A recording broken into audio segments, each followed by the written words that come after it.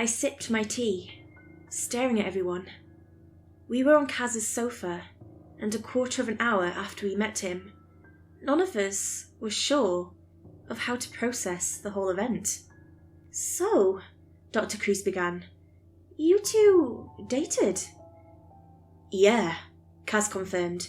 "We knew each other since college and studied biology together." "And then we dated during the Apple incident," I explained. "But then we broke up once we started working for different people. I went to work for the Julian Page Institute."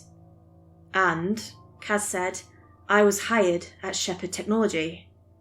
"What?" I replied. "You said you were working for Arkencorp." "Oh, they made me sign an NDA before I got hired," Kaz confessed. Archer sipped more tea. So did Anna. I gingerly did the same. A pause came between us. Anna broke the silence. "So, what exactly is this Apple incident? I've heard from my superiors we hired you for it, but what the heck is it?" "Two government agents showed up at my house one day, wanting me to take a look at a weird apple," I informed. "They also brought me to this survivor of a cult, and she kept talking about how they were worshipping this apple. And that's the official story. But I investigated further by myself, and then discovered more apples in a grove on a farm a few miles away." "She needed help studying the apples," Kaz continued. "Alicia contacted me, told me about everything, and we got to work investigating. Turns out the government missed the place, and the cult is still active there." "Then we told the government agent that had contacted me, Agent Mengage," I furthered. "They agreed to let us work with them, and they wanted us to completely eradicate the apples. Kaz invented a virus of some sort, and we released it at the farm, killing all the apples." "Right," Dr. Kreese murmured. "I could see why that puts you on our notable people lists." "After that," Kaz cut in, "the word got out to all sorts of companies about what we did. It was never revealed to the public, but huge corporations and the government do go hand in hand. Now, Alicia doesn't know this, but I was contacted by a man named Daniel Shepherd. He wanted me to work for him, and after looking into it, I did. This is confidential, but Shepherd Technology discovered the apple and wanted to test its effects on a large population." "So, do you still work for Shepherd?" I questioned. "Surely you quit after learning that." Right. I still work for them," Kaz confessed. I looked at him with an annoyed look. "They pay good money. I was sent here to research it further, and the place where it comes from." "Wait, I thought Shepherd made the apple," Archer interjected. "We heard it from the man himself on Vibrant News." "It was a cover-up," Kaz said. "The apple comes from this other place. There's this world just beyond our own, and that's where we found it. But before I explain it, I want to know exactly who you are." They pointed at Kreese and Archer. "And what you're doing here." Dr. Kreese asked if we could trust Kaz, and I told her we could. Kaz promised to do an equal exchange of information if we did so, and Kreese then explained that a strange village had popped up, and Paracel Industries wanted to know exactly what it was. Archer simply said that he was a mercenary hired to protect Kreese. I explained everything, from the well to the lab underneath it, to the containment breach. I even told Kaz about the mountain lion, the bear, and that it was now unrestrained from its original bubble. "So, we were trying to warn the citizens of Mayflower Springs," Anna finished, "and find a way to stop this madness." Kaz thought for a moment, clasping their hands and tapping their fingers.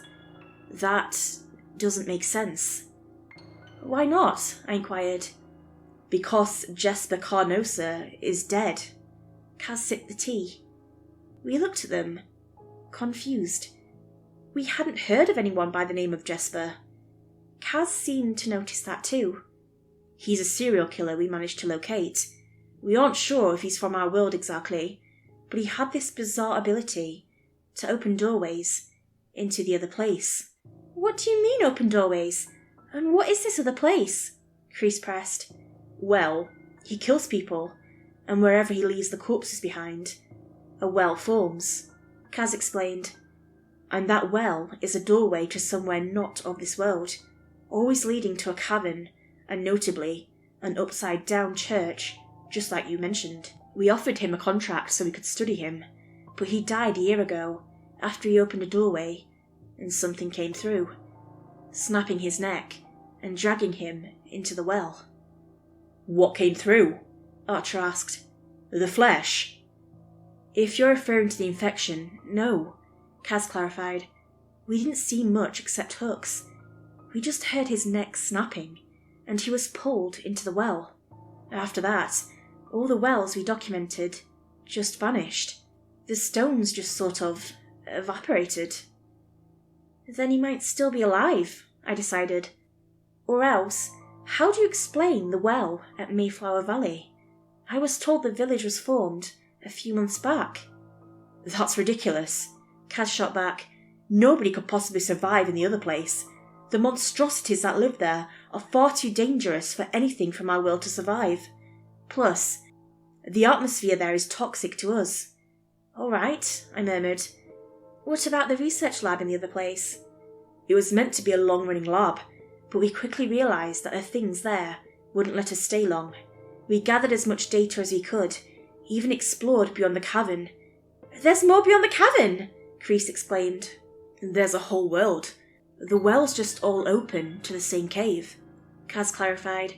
But as I was saying, we explored beyond, took as many samples as we could. Before long, we had a breach, and those flesh things started killing everyone, so we left. I was then stationed here to study the samples. Like the giraffe? I questioned. The one that escaped.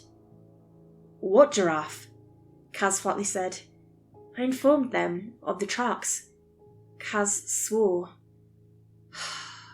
That thing keeps escaping. I don't mind it. It's not dangerous. What? It's a creature from the other world, Kaz informed.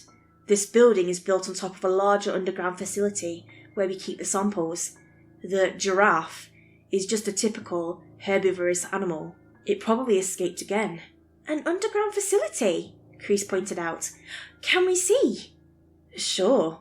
Kaz stood up and beckoned for us to follow. No harm in that. I'm the only one here anyway. Kaz paused to look at their phone. Although I do have a meeting with Daniel in an hour. We made our way to some sort of raised platform. Kaz punched in some numbers on a keypad. The ground shook for a moment, and then the platform descended into the ground. A moment later, we arrived in Kaz's facility. It matched the style of the building above, just with a lot more screens and computers. And then there was the hallway. A long hallway with glass on both sides. Each side held what Kaz referred to as a sample, and by sample, Kaz clearly meant animals and trees, planets. It was a magnificent menagerie.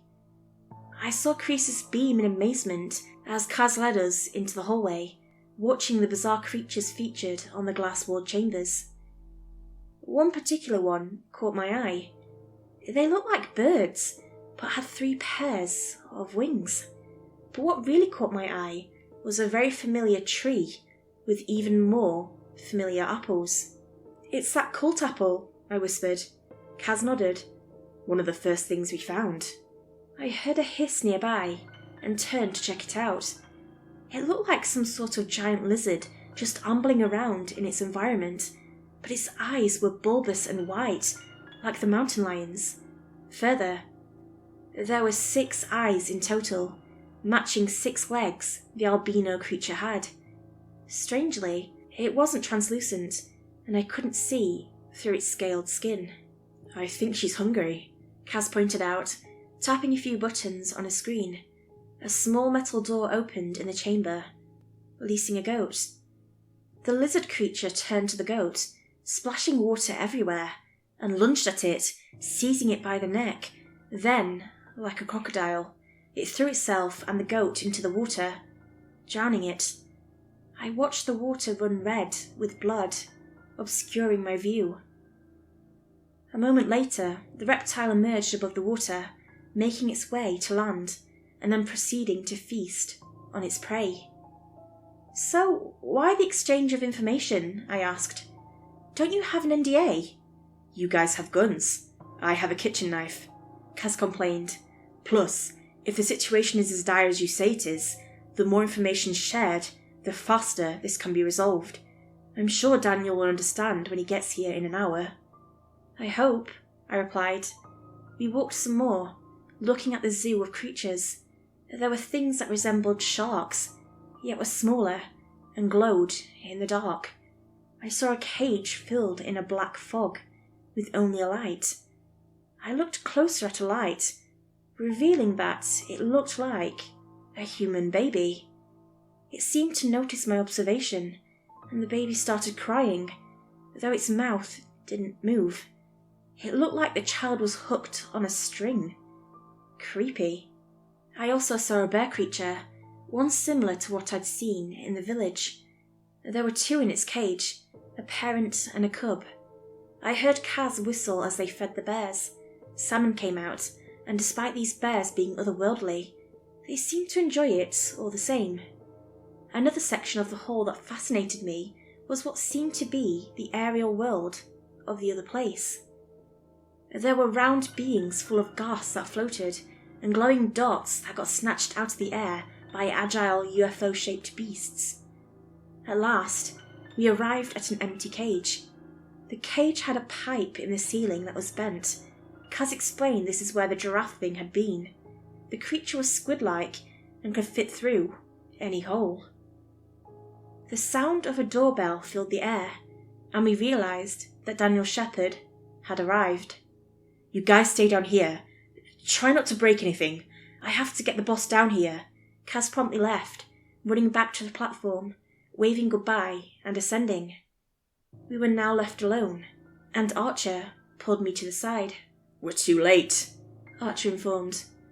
"What?" I inquired, confused. "What do you mean?" "To warn the town," he clarified. "I saw those birds down here, and that got me thinking. If the plague has infected the birds too..."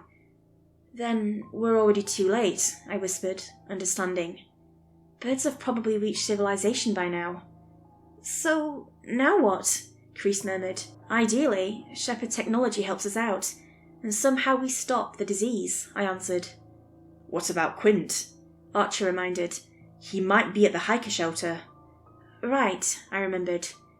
We heard the machine rumble of the platform returning, and we walked up to it, awaiting Kaz and apparently Daniel Shepherd. A moment later, they arrived, revealing Kaz, Daniel Shepherd, and 3 other people, 2 I didn't recognise. Daniel was all sharply decked out. Everything on him looked expensive, his suit, his watch, and wedding ring. But one I did. It was Quint.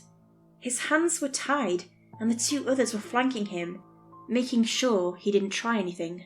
"Well," cheered Mr. Shepherd, clapping his hands. "Friends of Kaz. I'm, as you know, Daniel Shepherd, and Kaz here tells me we've all got a very big problem on our hands." "Indeed," Kreese replied. "So, let's get to work, shall we?" Daniel smiled. "Let's see what we can do about this pesky infection." "Wait, what about Quint?" I asked. "You know, the purple-haired guy you've got all tied up?" "Quint?" Kaz tilted their head, puzzled. "Alicia, this can't be the Quint you speak of." "Why?" "Because," Daniel interjected, "this is Jesper Carnosa." Quint or Jesper? Whoever he was, he smiled.